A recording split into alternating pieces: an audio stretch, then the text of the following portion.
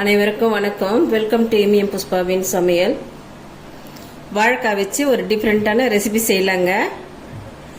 சாயந்தரத்தில் tea காப்பியோட evening snacks சூப்பராக இருக்கும். எப்படி செய்யலான்னு பார்க்கலாம் வாங்க. வாழைக்காயை தோல் எடுத்துட்டு துருவி வச்சுக்கலாம்.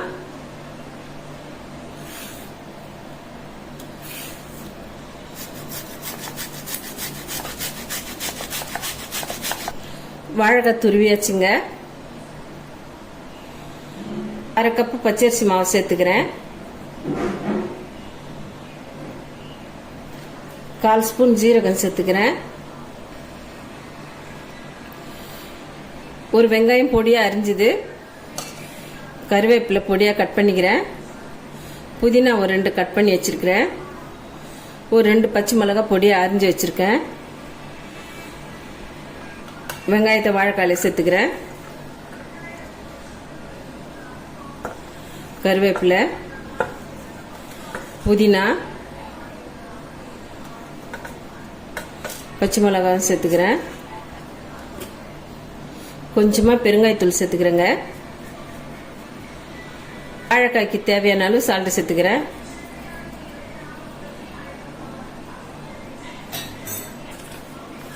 ரொம்ப கெட்டியாக இருந்ததுன்னா தண்ணி சேர்த்துக்கலாம். மறந்துட்டோம் பாருங்க. ஒரு சிட்டிகை மஞ்சள் பொடி போட்டுக்கலாங்க. கலர் வரத்துக்கு ஒரு சிட்டிகை மஞ்சள் பொடி.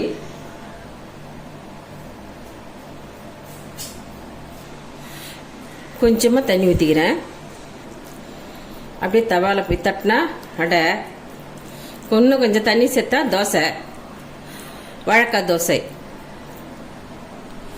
தவா வச்சு ஆயில் ஊற்றிக்கிறேங்க.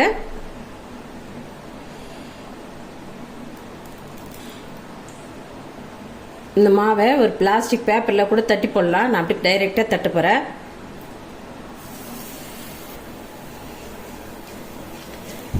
அடையை சுற்றி எண்ணெய் ஊற்றிக்கலாம். அடை மேலேயும் எண்ணெய் ஊற்றிக்கலாம். திரி போட்டாச்சுங்க. நல்லா வேகட்டுங்க. நல்லா வெந்த பிறகு எடுத்துடலாம். 2 பக்கமும் நல்லா வெந்துடுதுங்க. இப்போ எடுத்துடலாம். நல்ல டேஸ்டான கிரிப்பியான வாழைக்காய் அடை ரெடி ஆகிடுதுங்க.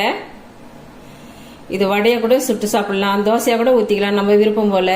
ஆனால் வாழைக்காயில் செஞ்சுருக்கிறேங்க. ரொம்ப டேஸ்ட்டாக இருக்கும், ருசியாக இருக்கும், ரொம்ப நல்லது. வாழைக்காய் வச்சு பொரியல் கூட்டு பண்ணுறதை விட இது மாதிரி ஈவினிங் ஸ்நாக்ஸ் செய்து கொடுங்க. சூப்பராக இருக்கும், ரொம்ப டேஸ்ட்டாகவும் இருக்கும். நீங்களும் செய்து பாருங்கள். அடையோட டீ வச்சு குடிச்சு பாருங்கள். ரொம்ப அட்டகாசமாக இருக்கும். இந்த ரெசிபி உங்களுக்கு பிடிச்சிருந்தா நம்ம சேனலை சப்போர்ட் பண்ணுங்கள். லைக் பண்ணுங்கள், ஷேர் பண்ணுங்கள், கமெண்ட் பண்ணுங்கள், சப்ஸ்கிரைப் பண்ணுங்கள். மறக்காமல் பார்த்துருக்க பெல் பட்டனை கிளிக் பண்ணிடுங்க. தேங்க்யூ.